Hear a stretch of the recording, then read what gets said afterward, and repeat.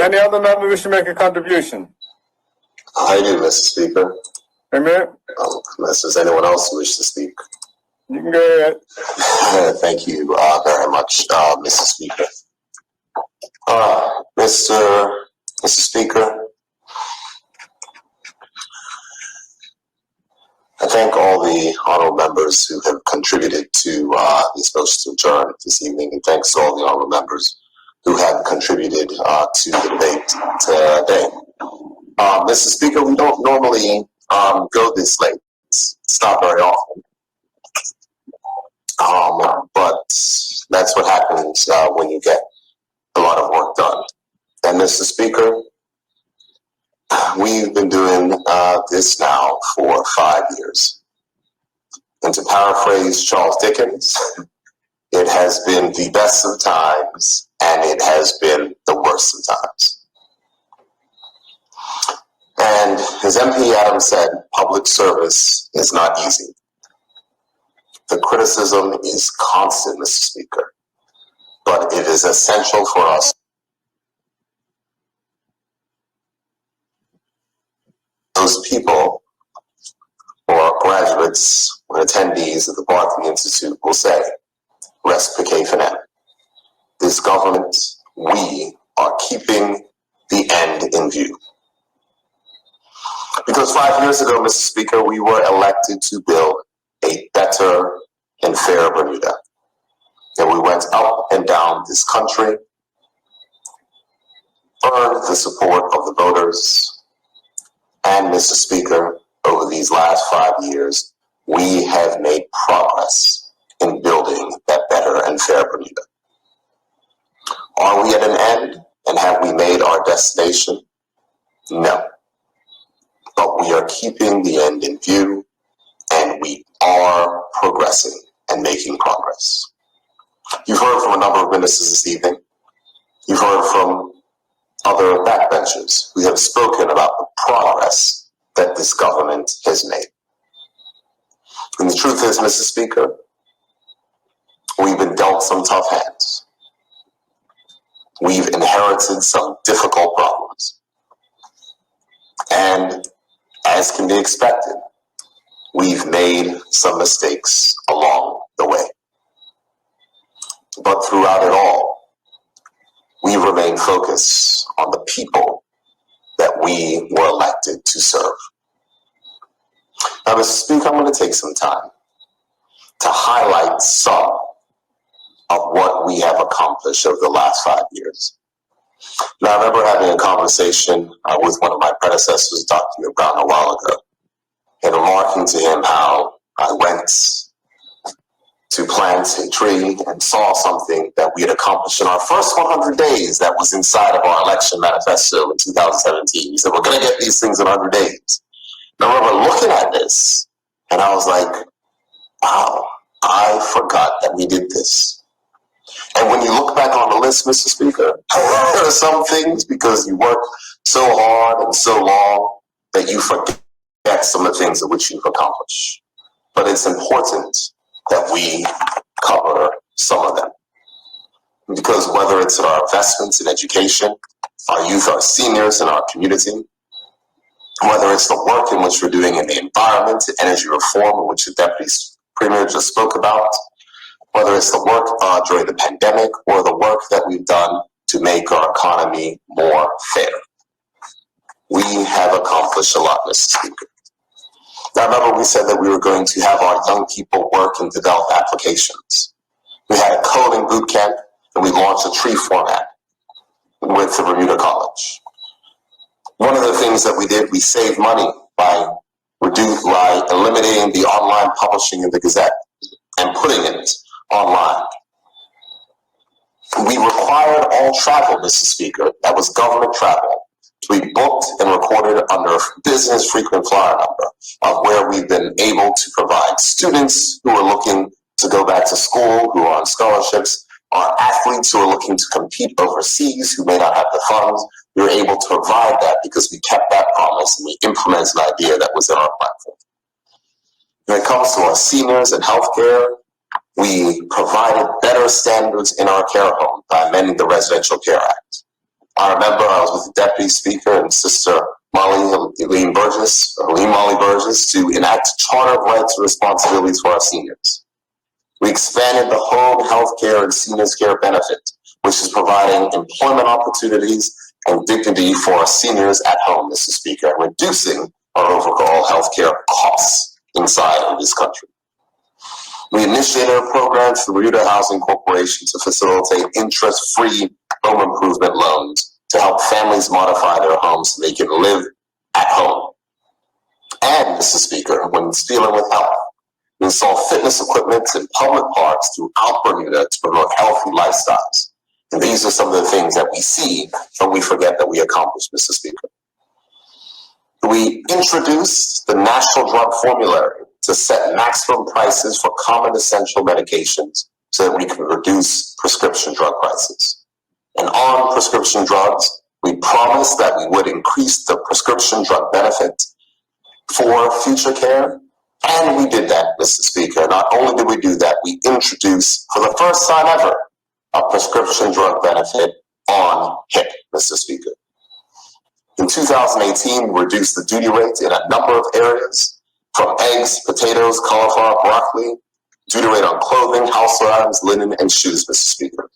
We provided duty relief to sporting clubs and youth programs, gave tax holidays to new entrepreneurs and startup businesses, eliminated payroll taxes for the disabled, gave payroll tax reductions for workers, Mr. Speaker, and you've heard me speak about this repeatedly. But over the last 5 years, someone making $48,000 will pay $5,000 less in taxes than they would have before, Mr. Speaker.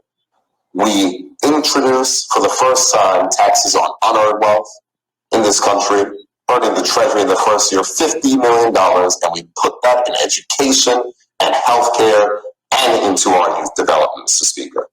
And this year we started to reduce fees and not increase fees across the board and reducing fees with private car licensing, Mr. Speaker. And of course, we know that we've increased our pensions for our seniors every year.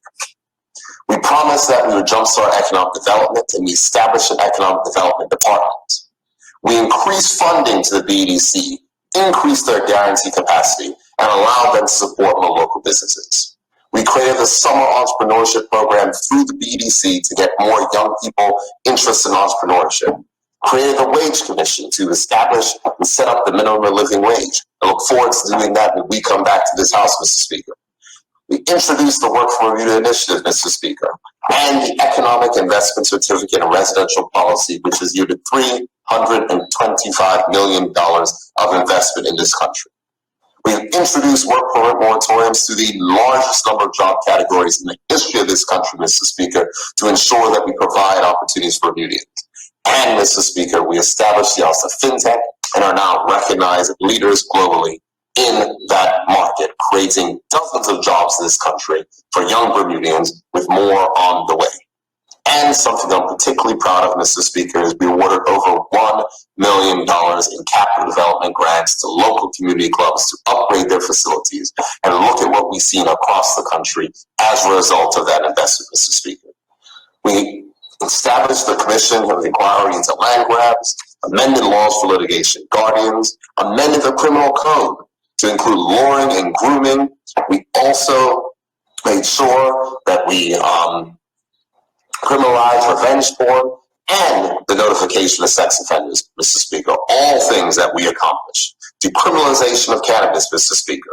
Making sure that we expunge criminal records of those found guilty of nonviolent cannabis possession. Created the Bermuda Coast Guard, Mr. Speaker, reformed legal aid to make it more accessible and cost less money, and amended the Employment Act to allow paid maternity leave and, for the first time, paid paternity leave, while also making sure that we did further amendments to strengthen our trade unions, while at the same point in time putting in provisions against bullying and sexual harassment. Roadside sobriety was introduced, Mr. Speaker. We eliminated conscription, Mr. Speaker. In planning, as the Deputy Premier spoke about, we streamlined planning processes, and we've seen an increase in speed of planning applications. We introduced the Tourism Investment Act, Mr. Speaker, and the new Minister of Tourism is going to preside over a period of enhanced tourism investment. Introduced super yacht legislation, implemented and negotiated with cruise ships the cruise infrastructure tax. We did the work to formalize the vacation rental sector to make sure we can get more revenue and to reduce the red tape there, Mr. Speaker. When speaking about red tape, we reduced red tape and simplified the system for entrepreneurs required to apply for a truck license, and we've modernized our aging bus fleet by making investments, and now we're on the track to have a fleet of 30 new electric buses and transferring our fleet to all electric buses, while also installing solar on government buildings and introducing electric charging infrastructure for the government fleet of light cars and throughout the country. The Minister of Education spoke at length about the investments that we've made in education, but introducing a college promise program, ensuring that no student was denied from going to the Bermuda College, increasing apprenticeships, doubling the amount of funding of which were for scholarships, ensuring that more people can learn here at the Bermuda College, such as the Chartered Professional Accountants Act, to certainly allow people who get their ACCAs to work and to earn their degrees here, and things that we forgot about, Mr. Speaker, that we take for granted now, like Wi-Fi at all of our primary and middle schools that didn't exist there, Chromebooks for our students, new enhanced math programs, increasing standards of which we've seen across our schools, Mr. Speaker. That's what we're doing. We even did cultural things. 2 weeks from yesterday will be the Friday, will not be Summer's Day, it'll be Mary Prince Day because of the changes which we've made. We launched the National Youth Policy, implemented the National Youth Policy Working Group, and have also created a National Cultural Heritage Policy, Mr. Speaker. Look at the stuff of which we said, the difficult things that we wanted to deliver.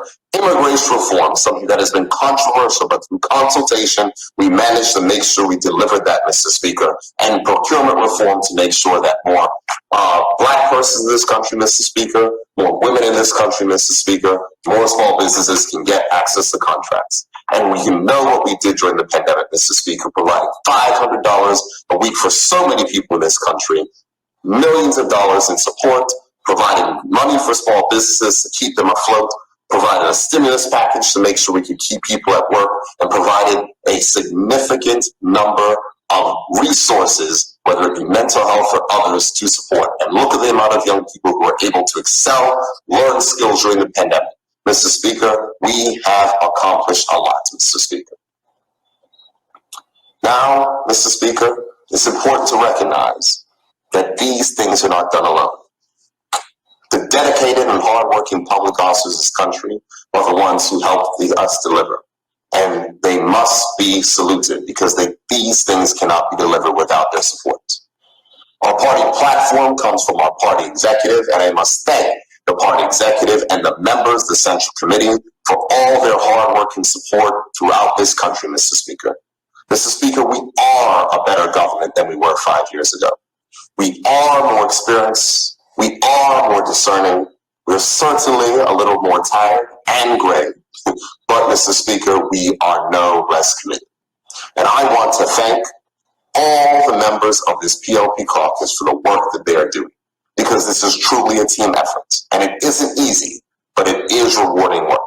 And we may not always get along, Mr. Speaker. It's a blessing and a curse to have 30 members. But we all believe that we can work together to make progress for the people that we serve.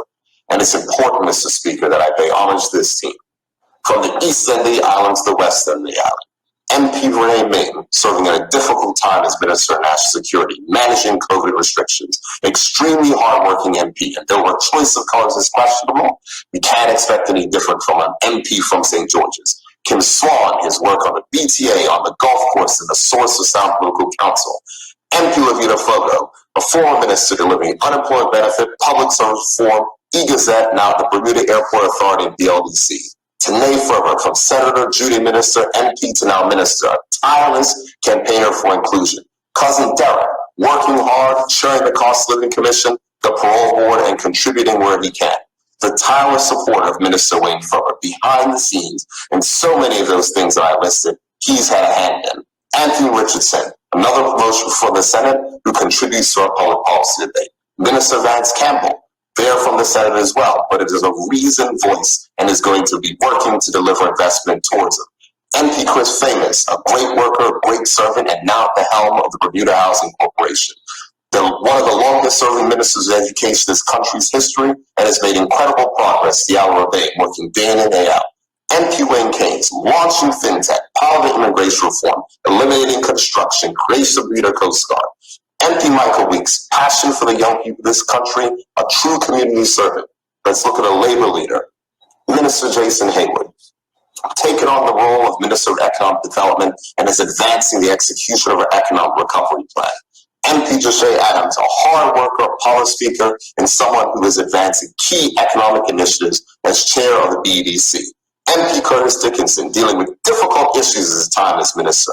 Morgan's Point, issues like pension reform and working to put together an economic recovery plan for the people of this country. Lawrence Scott, pushing forward reforms in transport, reducing bus cancellations. Anthea Simmons-Wade, advocate for our seniors, capable team player, continuing to work. Neville Tyrrell, former minister, advanced electric bus program, chairing WEDCO. Colonel Birch took a break, but is still one of our hardest working ministers, delivering reform up and down. Dennis Lister, champion for road safety. And Peter Silva, skilled negotiator and responsible for the tourism infrastructure tax. Look at the work that MP Jason Wade has done at the Cedar Bridge Academy. Crystal Caesar playing a role in speaking on tourism and making sure that she is representing entrepreneurs in this country. Scott Simmons, government whip, head of the immigration board, speaker on tourism, making sure getting young people and workers involved in tourism. MP Jamal Simmons, during his time as minister, powering the Tourism Investment Act, making sure that we had a BDC summer program and doing so many things at BDC. Minister Wilson, managing a pandemic, advancing healthcare reform, dealing with difficult issues, and serving this country with distinction. And the Attorney General for petition number 36, sex offender notification, upgrades to liquor licensing, cannabis licensing act, and a sound provider of counsel, Mr. Speaker, at all times.